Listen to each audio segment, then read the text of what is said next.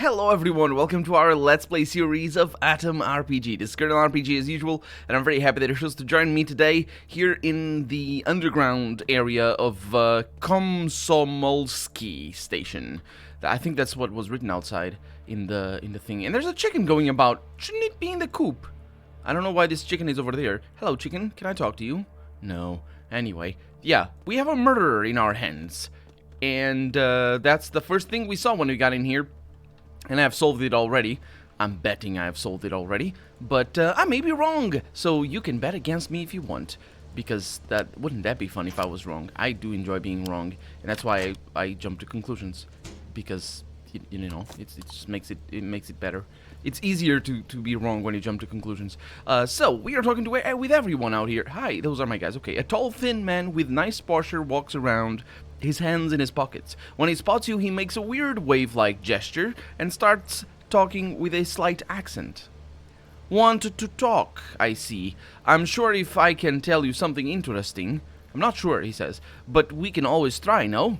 Are you foreign? Where are you from? Where am I not from? The whole of Eastern Europe is a home for me, but I was in the north, west, even far south. One day, 5 years ago, Hake Merlukius, the tattoo master, hired me to help him travel to a local tattoo contest, you see? When I got there, I felt at home like right away. You're a big romantic, amigo, again with that word. Although in that particular instance, it's more obvious what I mean when I say that what Russian uses the word romantic for. Anyway, I always somewhat envied those who wander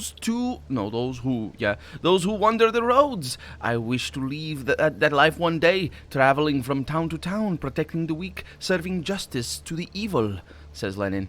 Noble wish it is, friend. And I'm terrible with accents, as you well know. And also my own accent is just already a slight accent, so I could just do my own accent and just be good with it. Ooh, that's cool. For 2 hours, it gives you one extra action point, which is all one word right there, even though it shouldn't. Into strength, and which is also pretty nice. That's really good. It's super expensive, though. Let's pretend I use them instead of giving money to people who are never going to give them back to me. Anyway, yeah, we're good there. Let's talk about other things. So, what's your name? Name is Manek Magdisiak. Many have this name where I am from, he says. What are you doing here? I am a stalker to the marrow of my bones. Ruins, tunnels, fights against the monster, and all that good stuff. All fun, united with my brothers. Ah, it's a good life. What can you tell me about this place? This place? More than a home. It's like the home where your family lives, you dig? Yes, I think I do. So care to share some rumors? Local folk have plenty of weird beliefs about the Hesperus star and the Myrmix. The red dot in the sky it is. Some say that it gives you luck. Some say it's a harbinger of death. There's even cultists who preach that it's the eye of the Almighty himself. Sure. But I know one thing. I have some nasty migraines when I look at that star. And not just that. My feelings, they become not good. Like as if I was waiting to get punched in the nose or something. Sorry, I don't know words that could describe that feeling better. Okay, it is weird. Did I ask you about rumors just then? I did indeed. Okay, well, I guess that's that. I'll see you later. Bye. That was a productive conversation. We heard about the Hesperus star. At least we didn't hear about Myrmix. Because that's always a good time. Oh, I'm not thieving. I'm not stealing anything. I'm being a nice person. Look at that. What is that? Hopefully it's not a rope. No, it's, I believe, wires, indeed. And we got some electrical tape up there. All in a good day's work. And moving on, because I have no idea where I am, so I'm just exploring right now. This goes deeper down. No, I think it's mostly the same area. Oh, look at that! Another plastic skeleton. My favorite. Okay, 1 monies. I like it. Can I go back there? I cannot. Is that the big tunnel?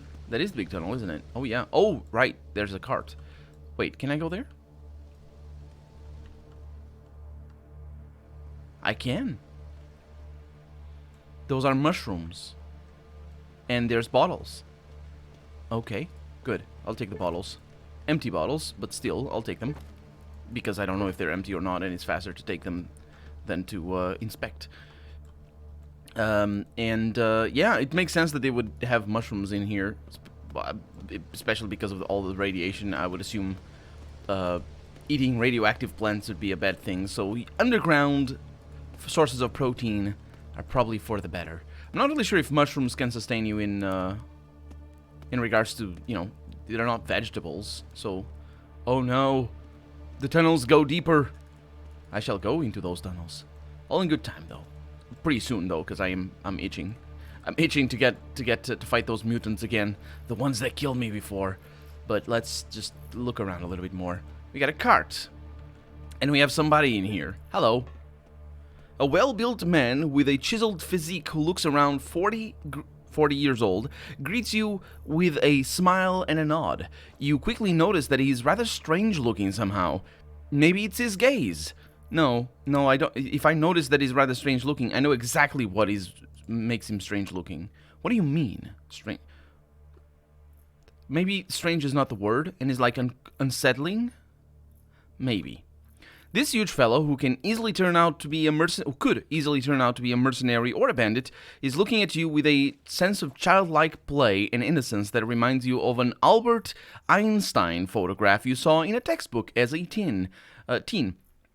The man then starts talking, and his tone quickly proves that he is indeed rather extraordinary and eccentric. Excelsior. Hello to you, fellow human. My name is Professor Watkyn, and you are... Oh, don't tell me. You are a stalker, too? I'm an agent of ATOM. Nice to meet you. The man scratches the back of his head. Come again. You are an agent of the smallest constituent unit of ordinary matter that has the properties of a chemical element? That's strange. And how can I help you? That is the longest joke, by the way. How can I help you? And can I really? I don't sell anything or offer any services. I just live here. I do sell things, but I don't. You live here? How come? You're not a stalker? I say. Is he not? Didn't he say something about that? He said something... No, he said yeah, I'm a stalker. Professor Watkyn, did he say his name? Yes. Sighs and looks at the floor.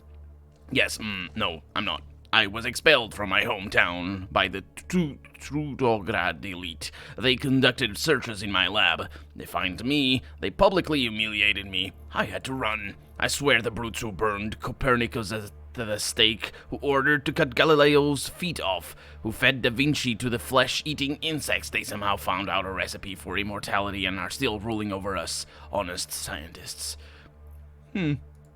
Sure. I'm sure honest, very honest scientists here. So what is this Excelsior? Actually, do I know before I ask, do I know what this is? I think I do. Was it... I remember it being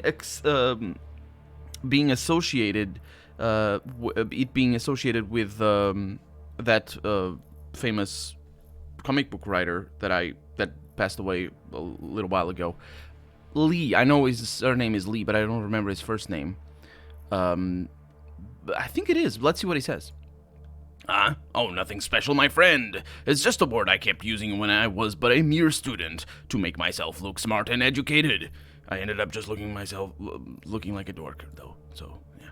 Nowadays, as you can see, I'm an important thinker, scientist, and creator, but above all else, I'm a passionate childlike innovator, yet I still keep using that word, because it grew on me. Excelsior!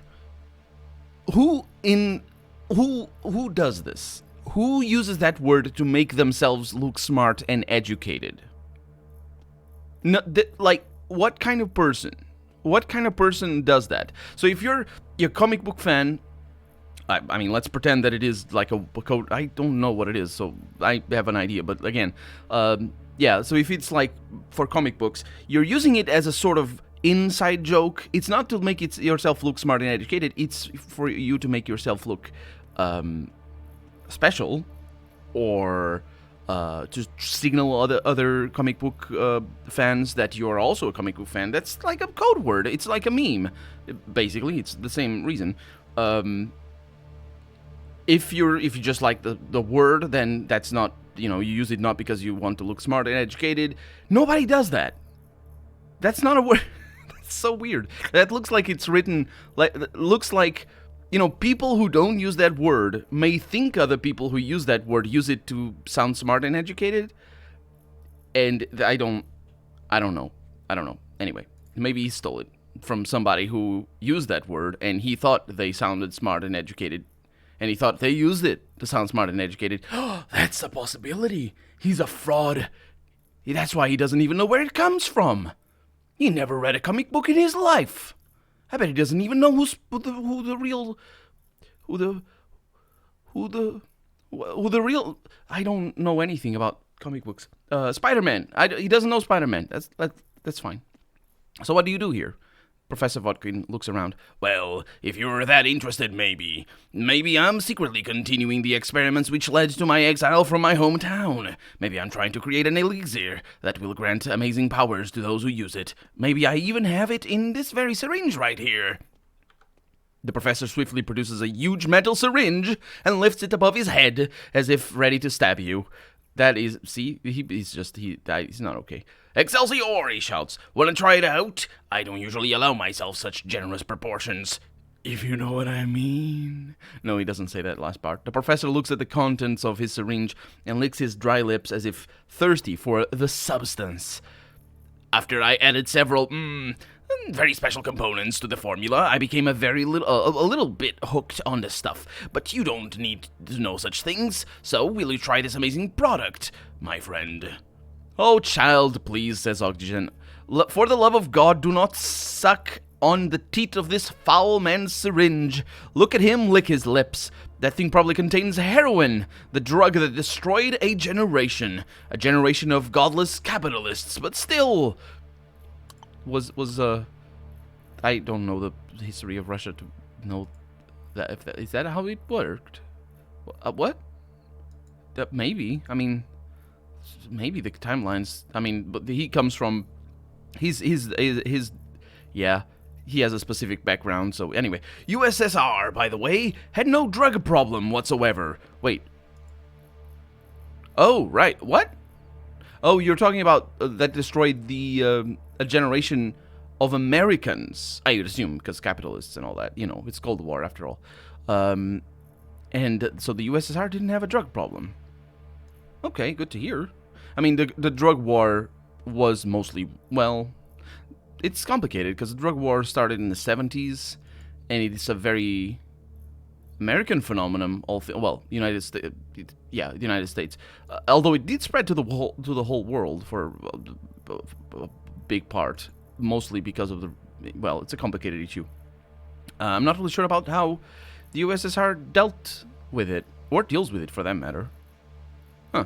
I know how, yeah, it's complicated.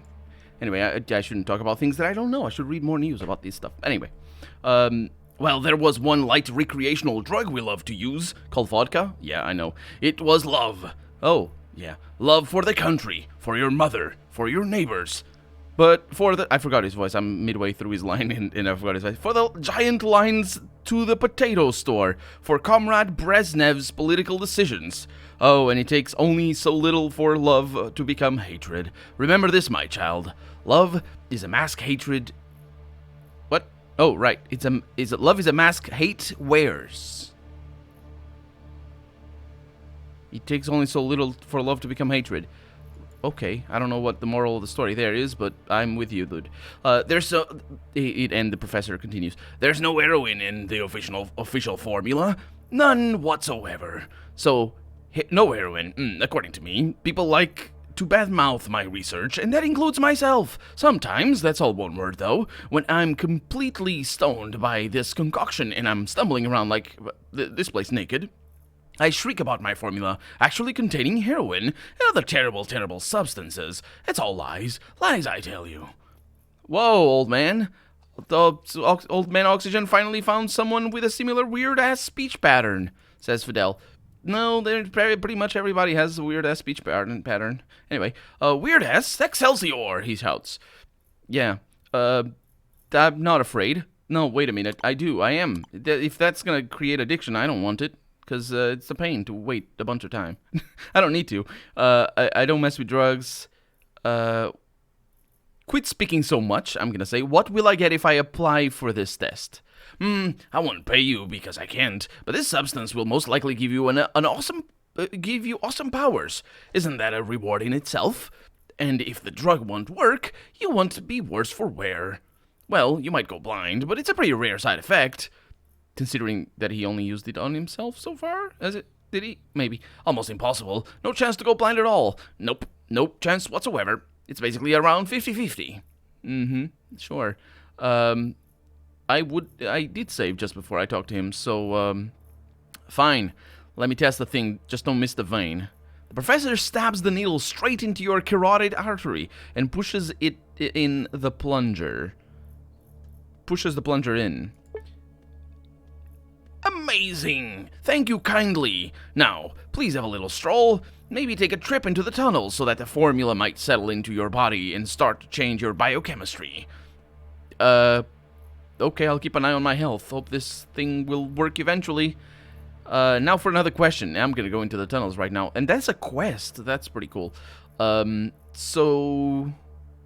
Wait, did I ask about rumors already? What? How did I get to this conversation? About heroin, for some reason. What is Excelsior? What do you do here? That was that, yeah. So, what can you tell me about this place? This place is reminding me of my old lab cage full of white rats I used for cruel and unusual experiments. Yeah, he sounds like he's written by somebody who writes about a person like he is. Because... Or unless he's, like, this line over here is self-aware to the point of he has to be... He has to have changed his ways to say this. Otherwise, it's just so in your face. It's beyond the belief how it would be. Never mind the Excelsior. I think that might be the case. He either might be written as a joke about himself or a person like him, which would explain the Excelsior to sound smart. Or let's see. Just change the cage into a metro station, rats into stalkers, and experiments into heavy drinking and ruin looting. Oh, take me out of the picture. I have no idea what he's trying to say.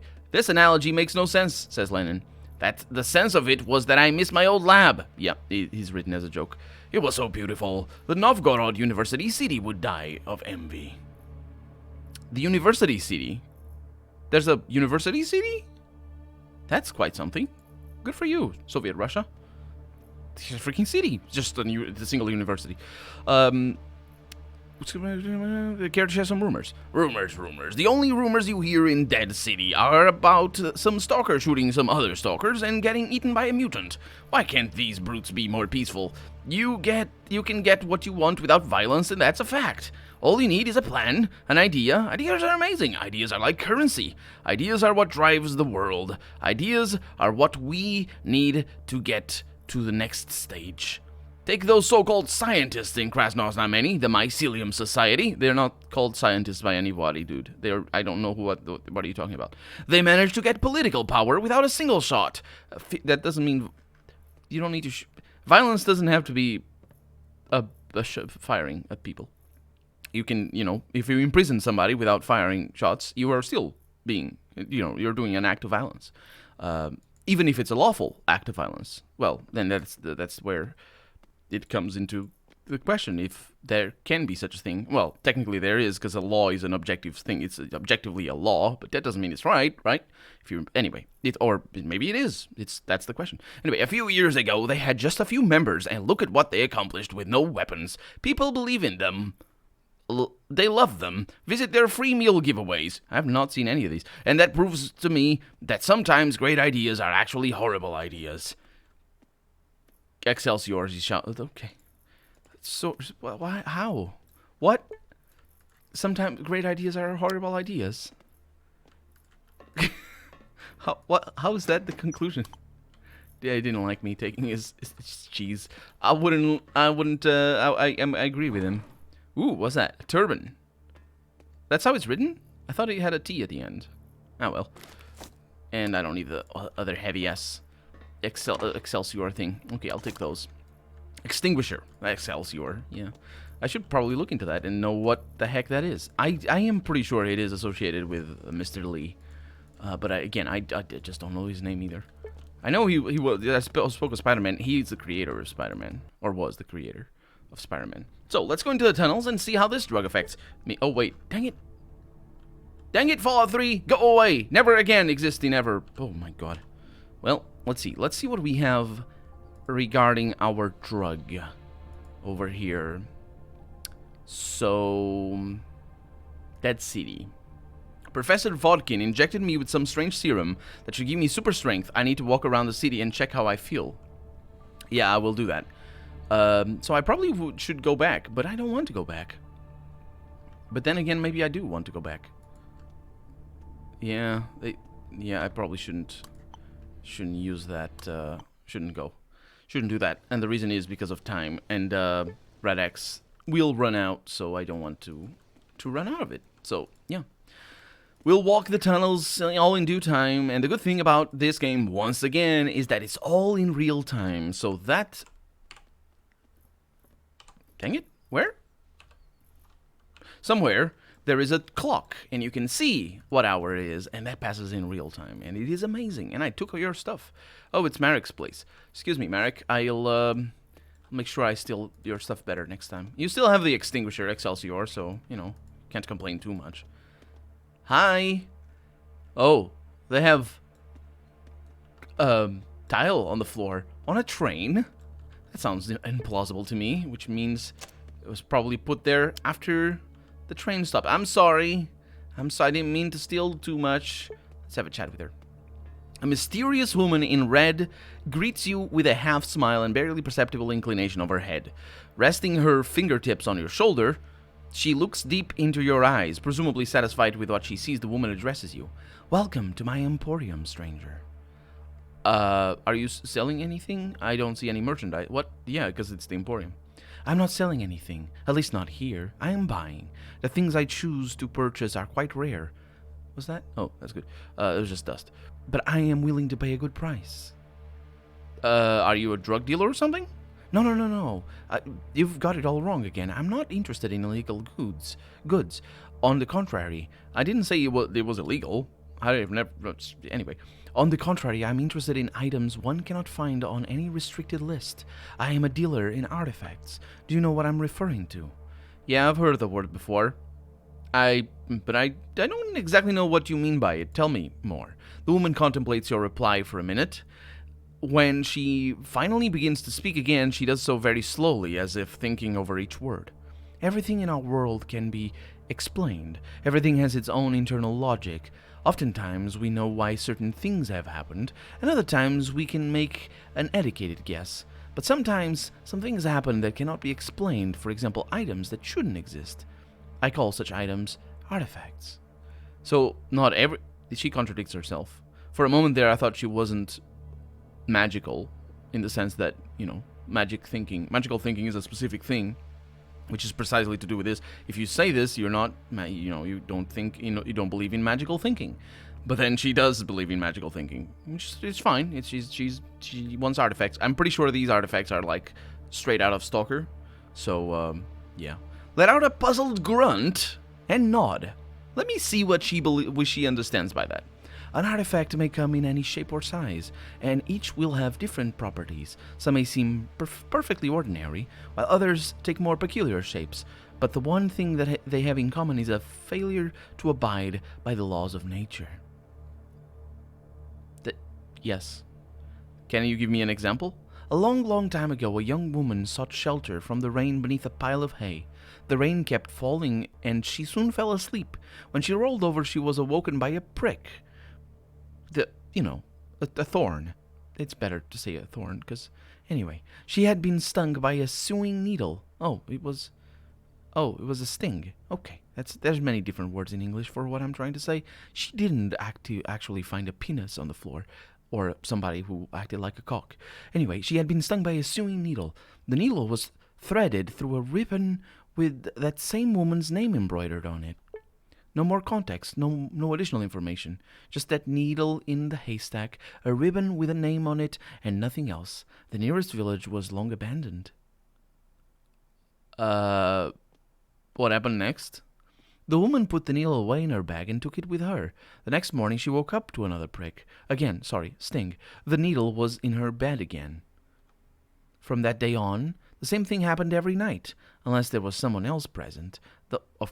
Those times the needle stayed put. Something as simple as a working camera could have been a witness, quote unquote. All of this could be explained as a case of sleepwalking or forgetfulness. Also lying? But usually, yeah. But the needle moved even if the woman's hands and feet were tied. Did it? How did you proceed with this test? With nobody present? I assume the woman in the story is you? What makes you think that?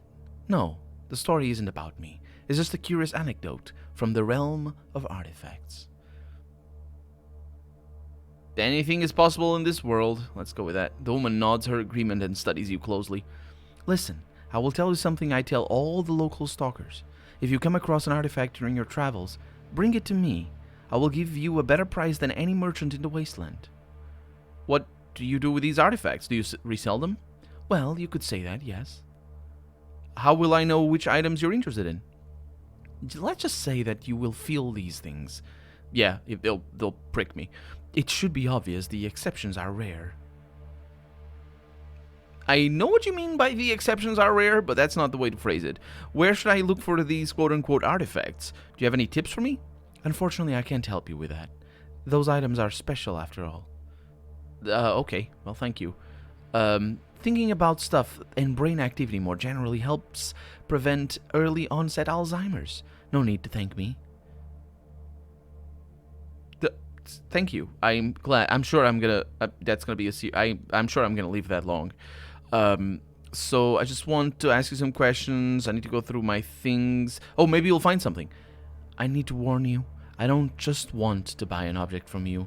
I want to know the story of how you came across it. That's very important. Remember this too. By telling me the story, you automatically agree to hand the artifact over. It's how the dialogue is scripted, you see. I see. It's fine.